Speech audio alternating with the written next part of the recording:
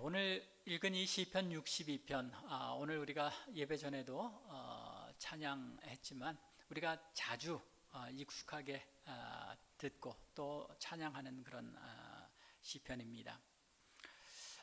이 시편을 우리가 함께 묵상하는 가운데 하나님의 특별한 은혜가 있기를 바랍니다. 요즘 많은 성도들의 기도를 제가 이렇게 곰곰이 들어보면 이 시대가 얼마나 많은 염려와 근심 그리고 절망에 사로잡혀 있는지를 느끼게 됩니다.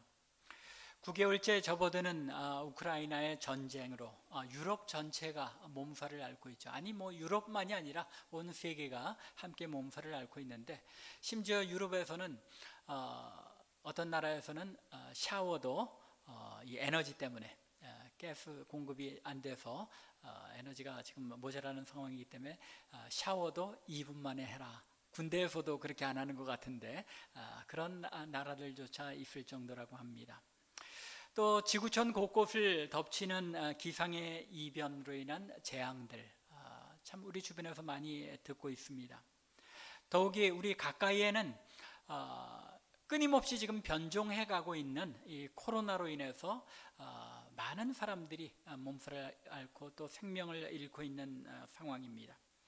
거기에다가 전 세계적인 경제 침체로 인해서 또 금리가 올라가고 우리의 생활, 라이프 익스펜스가 생활비가 점점 올라가는 바람에 직접 우리가 체험적으로 많은 어려움들, 힘든 시대를 지나가고 있습니다.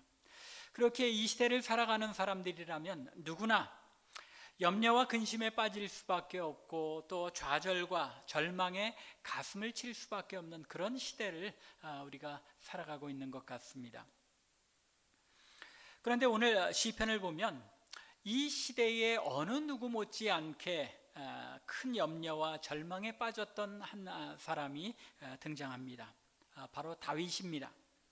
아마도 어떤 분들은 지금 본문을 읽으면서 아니 오늘 본문은 어디에 절망과 염려에 빠진 이야기가 있는 거지 하고 갸우뚱하실 분도 계실지 모르겠습니다. 하지만 오늘 시편이 쓰여진 그 배경을 우리가 알게 되면 그런 의문은 사라질 것입니다.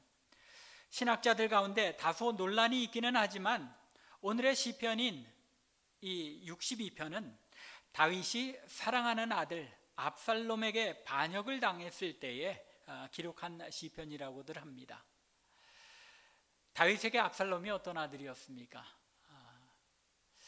압살롬이 반란만 일으키지 않았다면 솔로몬이 아니라 압살롬이 다윗을 이어 왕이 되었을지도 모르겠다 할 정도로 압살롬은 다윗에게 특별한 그런 아들이었고 마음 깊이 사랑하는 아들이었습니다. 그래서 사무엘하 14장 25절을 보면 온 이스라엘 가운데 압살롬같이 아름다움으로 크게 칭찬받는 자가 없었으니 그는 발바닥부터 정수리까지 흠이 없습니다. 발바닥부터 정수리까지 흠이 없을 정도로 그렇게 아름다운 용모를 가졌던 압살롬이고 또 그랬기에 다윗이 크게 아끼는 그런 아들이었습니다. 얼마나 자랑스럽고 대견했겠습니까? 자신의 모든 것을 걸어도 아깝지 않은 그런 아들이었을 것 같습니다. 그런데 그런 아들이 자신에게 반역을 하고 생명까지도 취하려고 꾀하였습니다. 그 마음의 참담함과 절망감이 어떠했겠습니까? 그런데도 불구하고 다윗은 아들과 반란군들에게 쫓겨 도망하면서도 압살롬의 신변을 걱정합니다. 그래서 사무엘하 18장 12절에 보면 자신의 장군들에게 제발 압살롬의 목숨을 취하는 일까지는 하지 말아달라고, 생명을 취하기까지는 하지 말라고 부탁을 합니다. 그리고 나중에 압살롬이 요압의 손에 죽게 된 것을 알게 되었을 때 다윗은 이렇게 부르짖습니다. 사무엘하 18장 33절이죠. 내 아들 압살롬아, 내 아들 압살롬아, 차라리 내가 너를 대신하여 죽었다면 압살롬 내 아들아 하였더라. 얼마나 애통하는 그런 다윗의 마음이 잘 표현되어 있습니까? 하나님 앞에 울부짖을 수밖에 없는 그런 좌절의 상태였던 것입니다.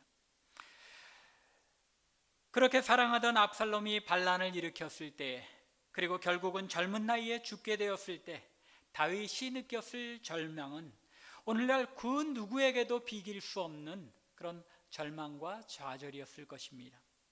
하지만 오늘 시편을 살펴보면 다윗은 그런 절망 가운데서도 자신과 그리고 하나님과 영혼의 대화를 나눔으로써 그 절망과 근심, 염려를 극복하는 것을 볼 수 있습니다.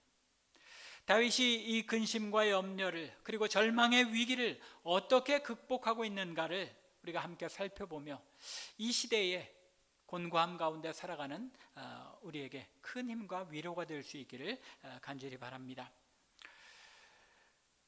먼저 1절부터 4절이 첫 번째 예언이고 5절부터 8절이 두 번째 예언, 그리고 9절부터 12절이 세 번째 예언, 세 개의 예언으로 구별된 것으로 볼 수 있는데, 첫 번째 예언에서 다윗은 대적들로 둘러싸인 절망 가운데서 하나님만 바라보고 하나님을 소망하고 믿고 기다립니다.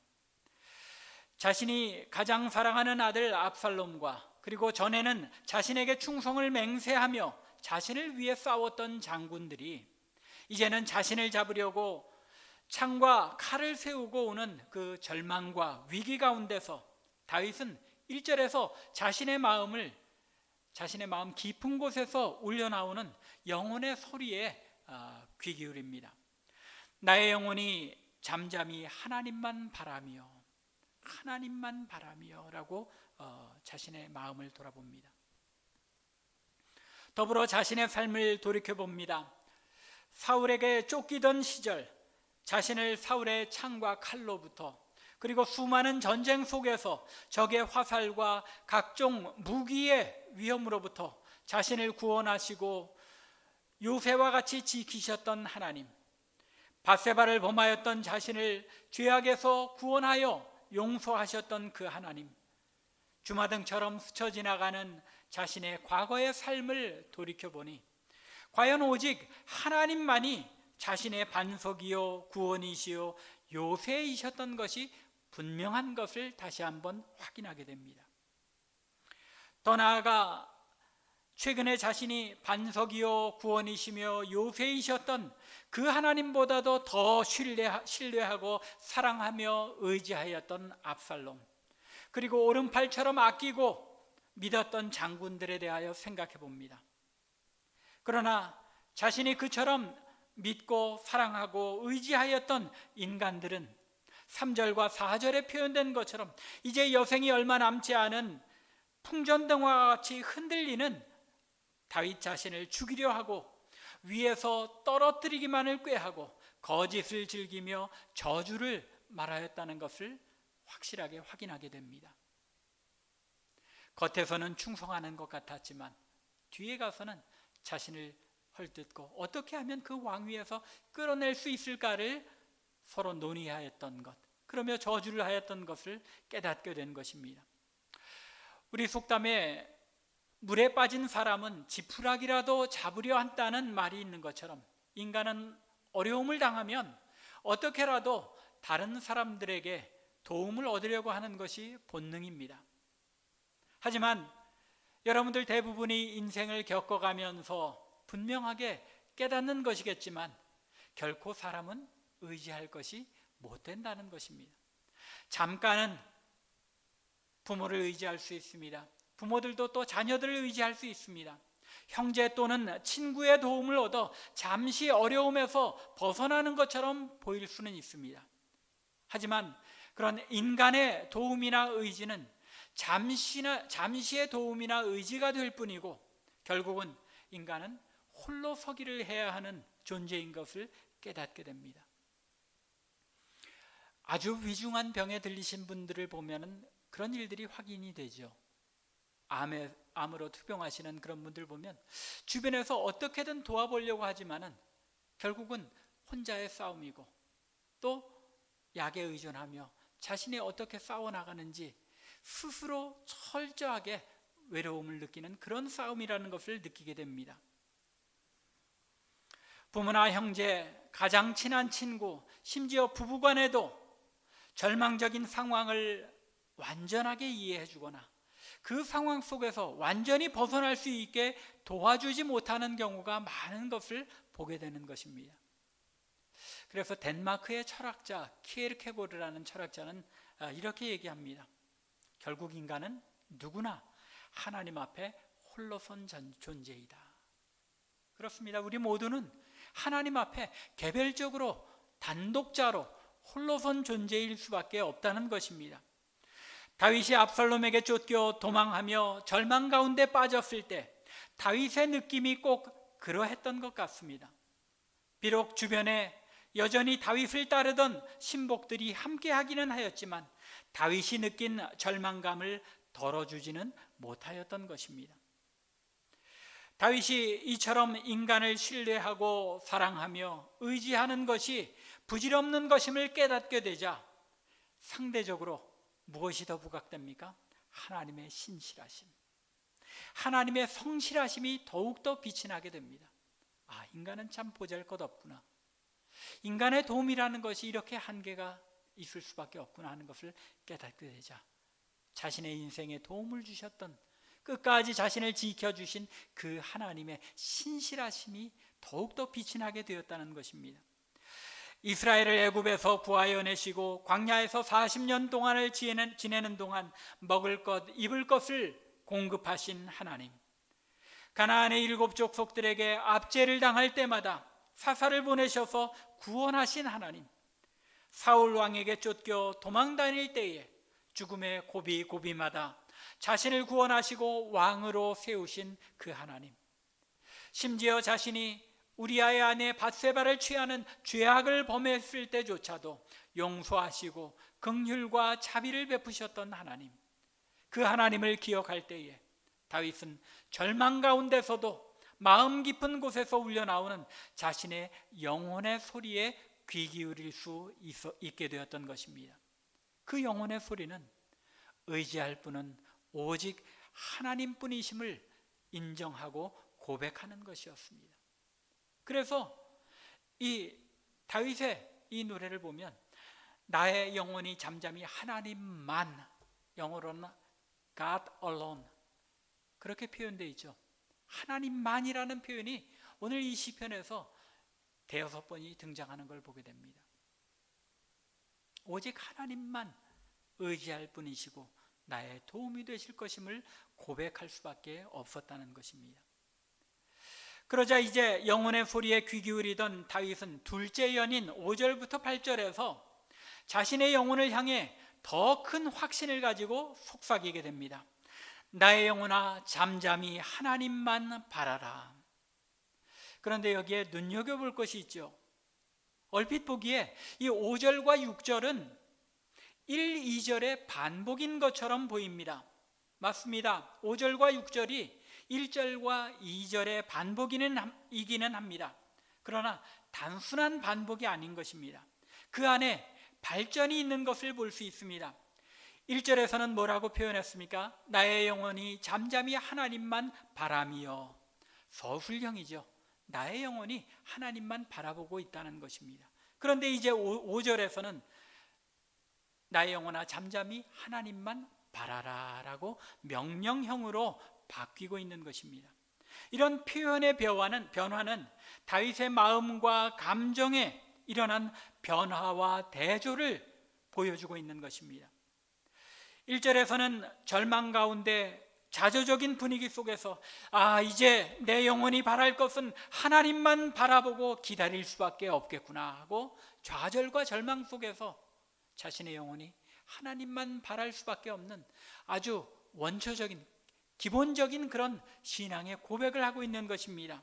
자신의 절망적인 그런 상황을 바라보며 하나님께 의지할 수밖에 없구나 하고 고백한 것입니다.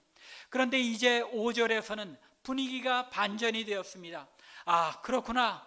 정말로 내 영혼이 바라고 의지할 것은 하나님밖에 없고 하나님께서 이 절망의 구렁텅이에서 나를 구원하시겠구나 하고 더 적극적으로 그리고 긍정적으로 신앙적인 깨달음 가운데 내 영혼아 잠잠히 하나님만 바라보라 라고 자신의 영혼을 향하여 권면하며 의지와 전인격적인 신뢰를 가지고 하나님께 반응하고 있다는 것입니다.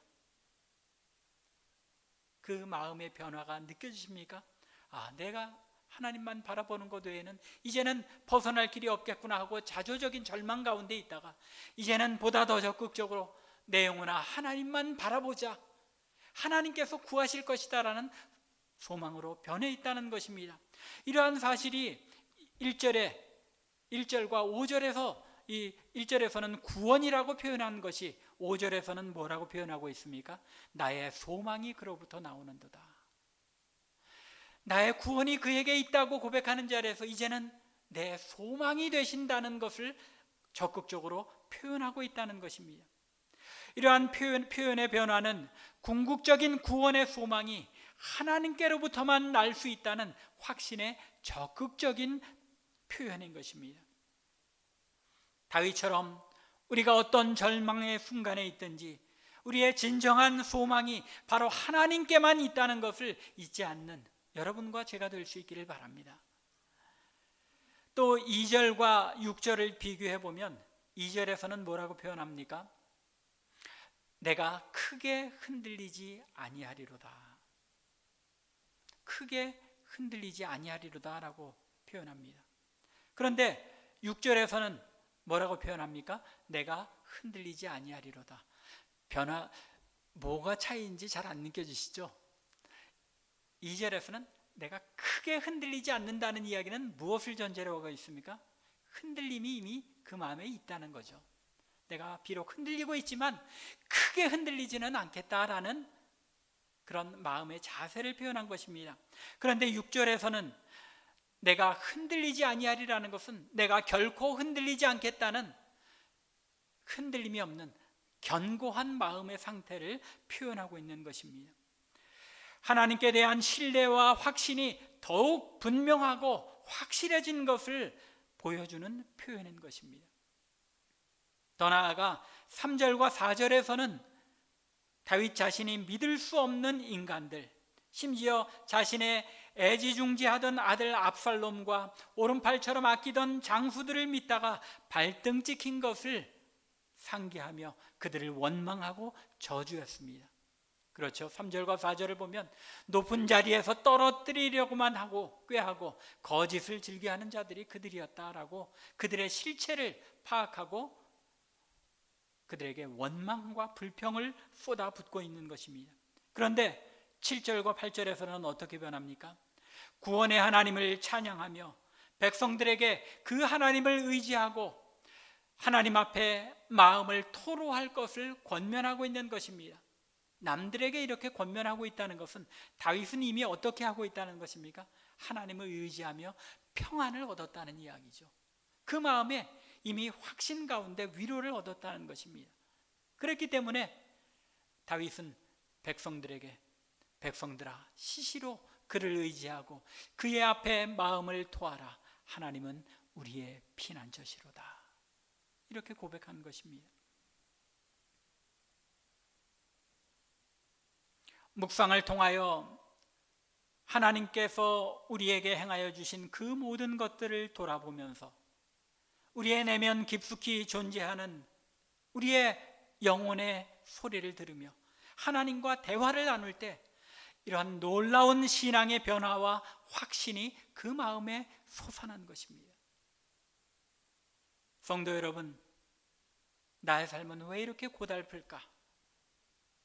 우리 가정은 하나님을 잘 섬기려고 애쓰는데 왜 이렇게 힘든 일들만 계속되는 것일까?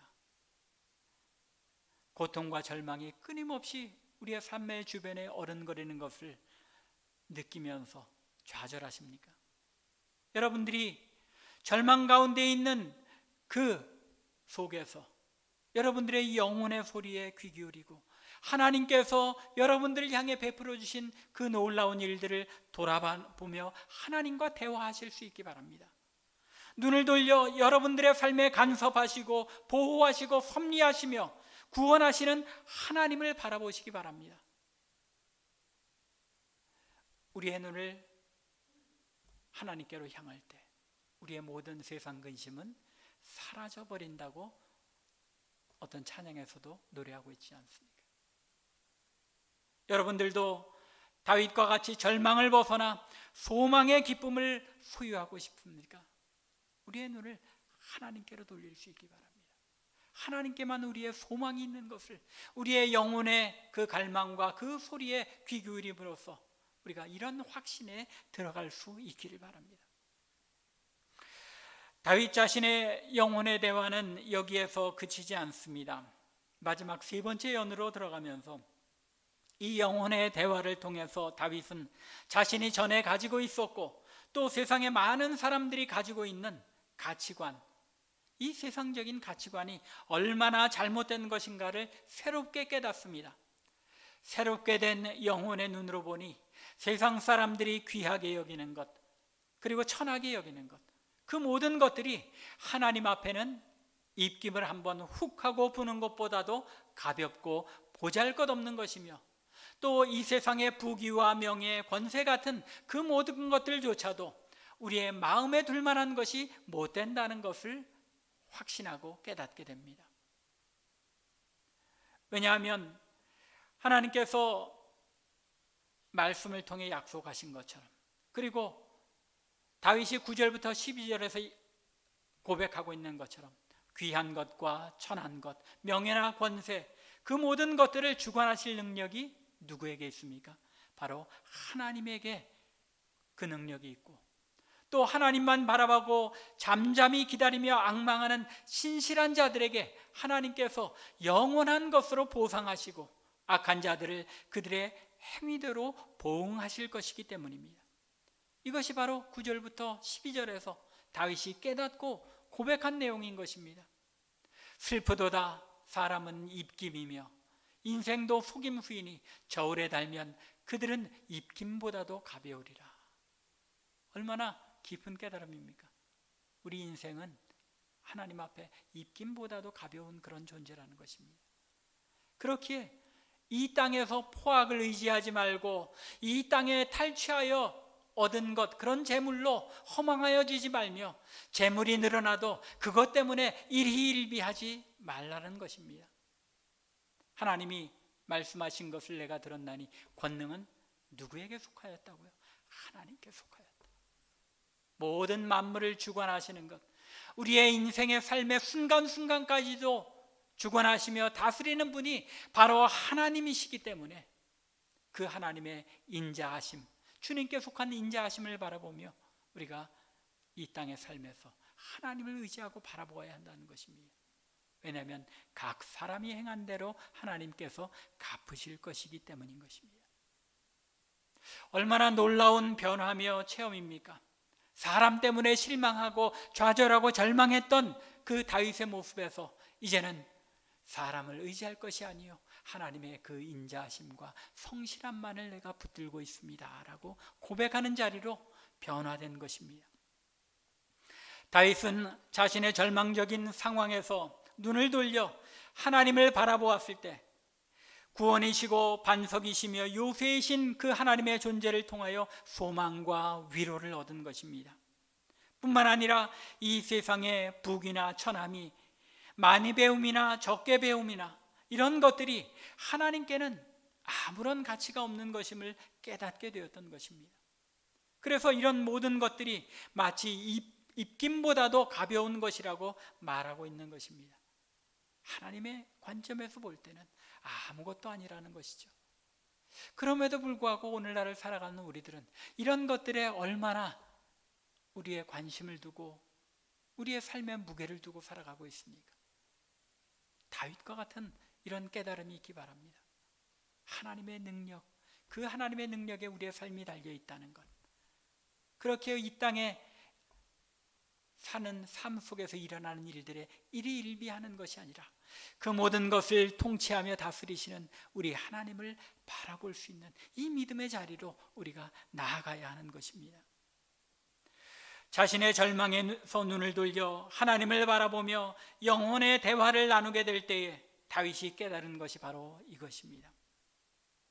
하나님 앞에서 우리의 행한 바가 무엇보다도 중요하다는 것입니다. 하나님의 백성으로서 하나님 앞에 살아가는 삶이, 그 삶만이 가치가 있는 것이라는 말입니다. 이 땅의 수고로, 이 땅의 일들로 아무리 열심히 살아가고 아무리 열심히 수고해도 그것이 남는 것이 아니라 하나님 앞에서 하나님의 백성의 삶이 어떤 것인지를 붙들고 그 삶에 힘쓸 때에 하나님께서 행한 것으로 갚으실 때 우리가 상급을 받을 수 있게 된다는 것입니다. 우리의 삶 가운데 어떠한 삶의 태도로 살아갔으며 하나님의 영광을 위하여 어떻게 살아드렸느냐가 무엇보다도 중요하고 하나님께서는 그것만을 바라보시며 심판하신다는 것입니다. 우리도 이미 다 알고 있는 것 아니냐는 생각이 드십니까? 아닙니다. 우리가 이미 이론적으로 신앙의 원리 가운데서 이런 사실들을 알고 있지요. 그러나 이 다윗의 고백은 우리가 지식으로 이론적이나 원리적으로 알고 있는 것과는 차원이 다른 신앙의 확신이며 체험의 고백인 것입니다. 영혼과의 대화를 통해, 영혼의 묵상을 통해 자신이 체험한 모든 삶을 돌아보며 정리한 끝에 나온 체험의 고백이며 체험의 확신인 것입니다. 이제 말씀을 마무리하겠습니다. 다윗은 인생의 절대절명의 위기 순간에, 극한의 염려의 순간에 자신의 눈을 돌려 영혼의 대화를 나누고 하나님과 영혼의 대화를 나누는 가운데 위로와 평강을 얻었습니다. 그 결과 그는 위기의 순간에 자신의 구원의 하나님, 반석이며 요새이신 하나님, 과거에 자신을 지키셨을 뿐만 아니라 이 절대절명의 위기에서도 자신을 구원하실 그 하나님의 신실하심을 바라볼 수 있게 되었습니다. 그 하나님의 신실하심, 거룩하심, 전능하심을 다시금 확신하며 절망이 소망으로 뒤바뀌는 이 변화를 신앙으로 고백하며 노래하기에 이르는 것입니다. 얼마나 극적인 변화입니까? 그야말로 절대절명의 위기, 극한의 고난과 염려라는 연단 속에서 정금과 같이 변화되는 다윗의 변화된 모습을 우리가 발견할 수 있지 않습니까?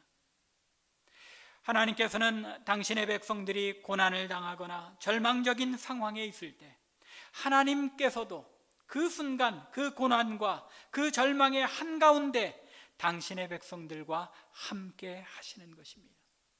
그 하나님께 우리가 눈을 돌려 나와 함께 하시는 그 하나님을 바라볼 때 절망이 변하여 소망이 되고 위로와 평강이 되는 줄로 믿습니다. 질병의 비극과 재난과 기근으로 인해 고통받는 자기 백성들과 함께 하시는 하나님이신 것을 성경은 늘 증거하고 있는 것입니다. 우리가 고통당할 때, 절망의 한가운데 있을 때 우리가 하나님께 눈을 돌려 그분을 바라보기만 한다면 우리는 우리의 고통을 함께 하시고 우리의 절망 한가운데 함께 하시는 그분을 발견하며 그 고난과 절망을 소망으로 바라볼 수 있게 되는 것입니다. 이것이 바로 오늘 본문에서 다윗이 보여주는 변화의 모습이고 찬양이며 또 시편 34편 18절과 19절에서 다윗이 고백하고 있는 내용입니다. 여호와는 마음이 상한 자를 가까이 하시고 충심으로 통회하는 자를 구원하시는도다. 의인은 고난이 많으나 여호와께서 그의 모든 고난에서 건지시는도다. 고난 가운데 상한 심령으로 여호와 하나님 앞에 가까이 나가고 우리 주님의 그 손을 붙들려고만 한다면 그 고난을 통하여 우리의 믿음은 정금과 같이 변화되는 이 놀라운 은혜를 맛보게 하시는 것입니다.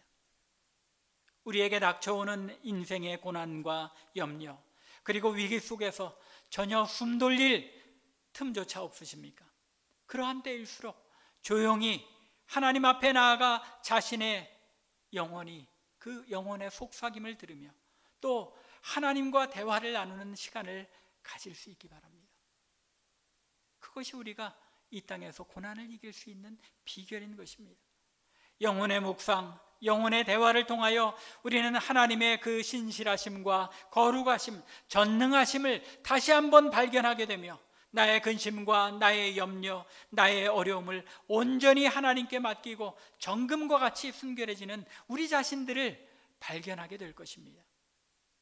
간절히 원하기는 오늘 시편을 노래한 다윗처럼 우리의 영혼이 잠잠히 하나님만 바라보고 기다리며 앙망함으로써 우리의 염려와 위기, 절망 속에서 우리를 정금과 같이 재련하시는 하나님의 손길을 체험하며 주님의 못 박힌 손을 붙들므로써 참된 위로와 평강을 누리는 우리 참빛교회 성도들, 여러분들과 제가 될 수 있기를 주님의 이름으로 간절히 축원합니다. 기도드리겠습니다.